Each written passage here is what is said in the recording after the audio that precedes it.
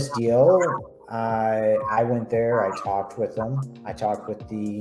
Uh, I talked with the owner, and I went that way to be able to show Matt and a good conversation flow, so that we can figure out how things go, and so he can learn as much as possible.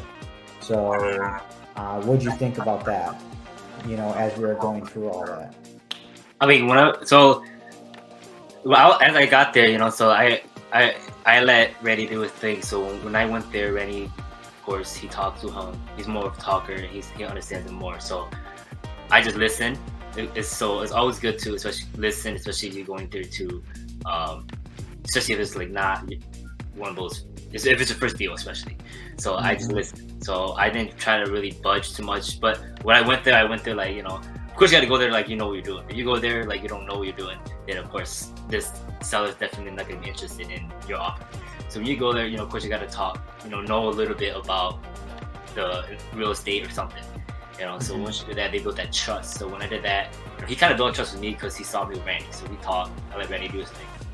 So through that process, literally. So from there, it was literally once we got to the house, Randy literally handled it from there. So literally, I just literally watched through the steps. I was there. I asked him, hey, what's gonna be the next step? What are we gonna do after this? What are we gonna do that? So I kept up to date with them. But it's not like I wasn't doing anything. But from the moment, this is why I JD, and this is why like I kind of see this as like a future like not business partner, but it's just like a future like pattern. Like, hey, I can just consistently do this all the time. And it just keeps going like this. I mean, which sometimes it does. You never know. It could. Yep. It doesn't. You never know until you try it. So, but through that one, it's even after this one, it's like through time. Even if we don't get the deal, me, Randy, and I, we have like this thing. I have like this little thing that I it kind of works. It's kind of working for us, but for me at least. So like, hey, Randy, if I need a rebuttal on something, I asked, hey, you want to talk to my partner Randy? He has this. Randy calls him. So like, it's not like I never, don't talk to that person again. I always be like, hey, I might not be the right person to talk to you about this. Well, I never say that at least, but hey, my partner might be able to, talk to you about this, if you need some questions. So I'm always scared, I'm always scared that I'm gonna lose this deal. But then Randy talks to them, gives me a call, hey, don't worry about it, I got it. So this is why, like, especially when you start, it's always good to have a partner, and it's always good to start like this, because you never know when you could have a deal and you lose it, but then if you have someone there to help you, it's gonna happen, Most definitely. And I have a question for you, is because most people out there, they're like, oh, JV, before you even get it locked up, why, you're afraid that they're going to snake it out from you and things like that. At any point, did you feel, now I'm a little biased because I'm me, but at any point did you feel that I would snake the deal from you or go behind your back or do anything like that? Yeah, this is where it all comes to like trust, or pretty much like, hey, you never know until you try, So it's like, it's one of those things like, hey, it's like, I met Randy before, he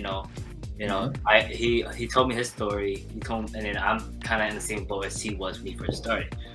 So I'm like, okay, I'm over here, like, I'm not struggling, but it's like, hey, I could use some guidance or a push, or at least have motivation, at least have someone to call when I need something right away. And Randy's pretty good at that. So I was like, okay, even if I never got my first deal, even before that, he was already talking to me, helping me out. So I'm like, hey, I feel comfortable enough, because imagine if I didn't ask Randy to help me on this deal, I may have gotten on the contract under myself, I may have not, I never know, because like I said, Randy said, I was talking to their son through Facebook on this thing, but his dad was the one who made the deals and everything, like did communication. So we talked to him at the house. So it made it a lot easier. So if I didn't have that process, and I probably wouldn't have been able to lock it up for as much as we got it for. I could have took that whole thing and I could have probably made more, or I made nothing. But through that, it's just all about building that trust first. Like anybody could say, hey, I could help you, I have buyers. Okay, you know. And then after that, they don't reply or they don't talk to you at all about anything about wholesale. Right. So I'm like, okay, how can I trust you? Maybe if, you know, I find you a buyer and then I send you the JV agreement and they go back, I went back, they take this deal, you know, and then I don't have nothing written down that says that I have proof, you know, that I said on Facebook, but other than that, it's like, you know, dang. Right. You don't have a written JV agreement, you know, you don't have where the contract was, because in this instance, I actually put the contract in my company's name versus we could have done it where, you know, the contract was in your name, you know, and that's the thing. It's like, there's really trust. It goes both ways. So, you know, the good thing, you know, let me do this real quick. So the good thing between us is that, you know, I live up to my word and what I'm going to say. Okay. And so if I say we're going to do a 50-50 JV, but I just need to take control of the deal, that's essentially what it is, you know?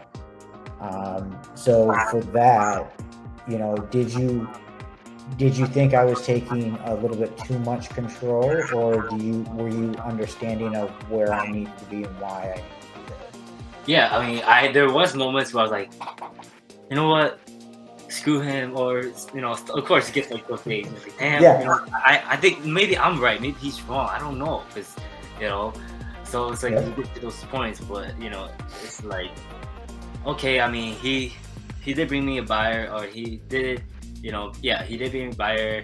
He did get this thing situated, done like how he said he was, you know. Technically, the art is technically 50-50. He did his due diligence, I did my due diligence. So yeah, you know, I would totally understand if I wasn't doing anything at all. I just found a lead and I just sat around and walked behind your back the whole time, you know. But, you know, it's like, we both worked at it, you know. It's just like, as long as we're both doing our part in anything, a JV deal, finding buyers, someone, you know, and then I'm gonna definitely want a JV, you know. So, well, right now it's like I told Randy, I didn't give him my word, but it's like, hey, right now, you know, everything's working right. If I find deals, I don't mind JV.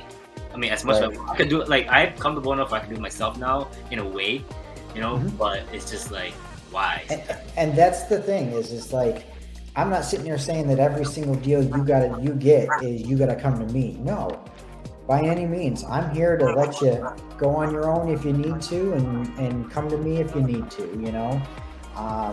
You know, and I really appreciate the kind words, Gary. So, you know, I'm an A1 guy, and, you know, it really is about, you know, who you can trust in this business. And if you can't trust them, don't do business with them. Yeah.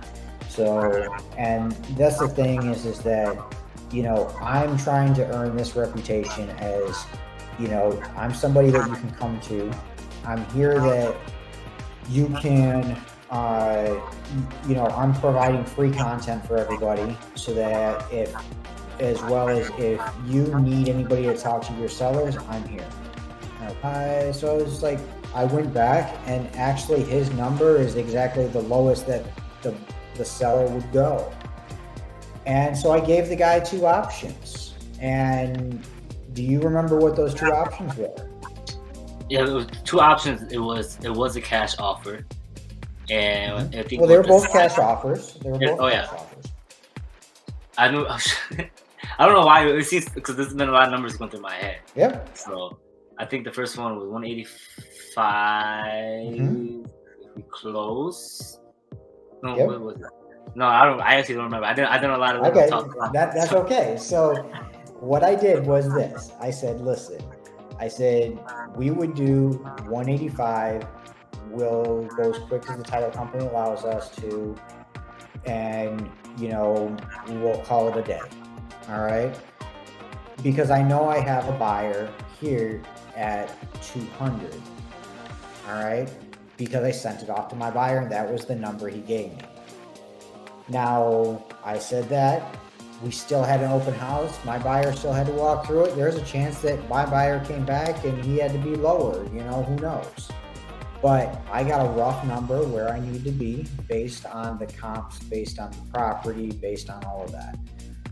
And so I worked with that number, and The good thing is that we brought over 3 other buyers.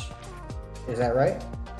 Yeah. I think it was like, I don't remember how many you brought, but there was like 3 guys came on. I brought 2. Yeah. 2 buyers, and you brought 1 guy. How about that one? Yeah, so you brought 1 guy. There was another guy that you were talking about that just didn't show up. I think he didn't show up. Yeah. Yeah. So we brought a total of 4 buyers through there. Okay. And no, there was a total of 3 buyers through there.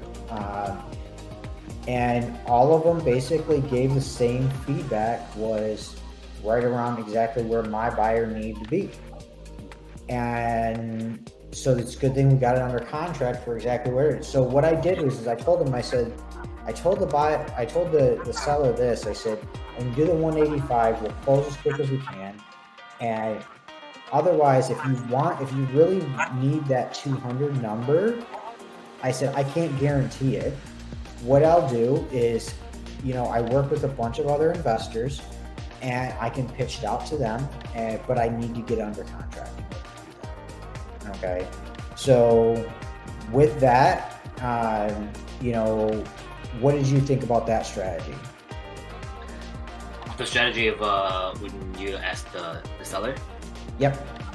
Oh, so that strategy, I mean, ever since like me and Randy we had a couple houses we had in the past that we talked to them. I kind of see Randy's script, whatever he says. So I kind of picked that up. I picked that up too. So that's how I try to get deals too. I see that there's 2 options. Like back then when I first started, you used to be like, hey, I got a cash offer. But then through time you learn about these other strategies. Eventually we get through time to talk about it if we can, but I'm not that good at it yet. But it's just knowing about those options, other options that you can give. Like you could play around with it. It's not like a game, but like you literally, when I learned about it, it's literally, that's why they call it creative finance. So or yes. Something like that. So it's like you get fun with it a little bit, So it gives the seller like, damn, I got only 2 options, but it makes them think they only got 2 options, So It gets them, you never know, it gets them that thing like, okay, I gotta pick one. This one's good, but then in your head, us as the the wholesalers or investors, we know they're both technically good options, from our end. So it's like, okay, if they choose this one, okay, we can do something with that. If they choose this deal, we already know we can do something with that. So, but as a seller, they think that they have only 2 options. Or some people, they don't care. I just want a cash offer. Or some people just be like, no, I don't want that. So, but luckily for this one, and what was the motivation for this seller? Do you remember? This was his second house. So this was his first house. He had another house, and I think it was his wife or something. I think his wife was in the hospital, so he just really needed to.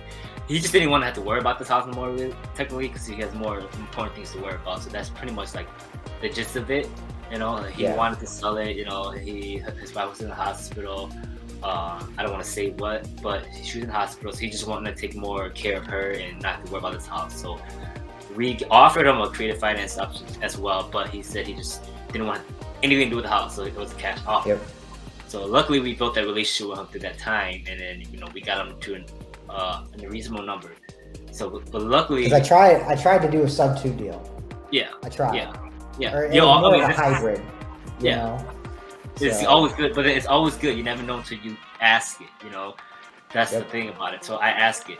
So when I ask it now, I don't really understand how to do it yet, but I just give them the option. Yeah, this is so depends if they have a mortgage or not or whatever. But when it comes to that time when I do get that person want to do it, that's when okay, I'm gonna call him, ask Randy or somebody, and hey, how do you do it?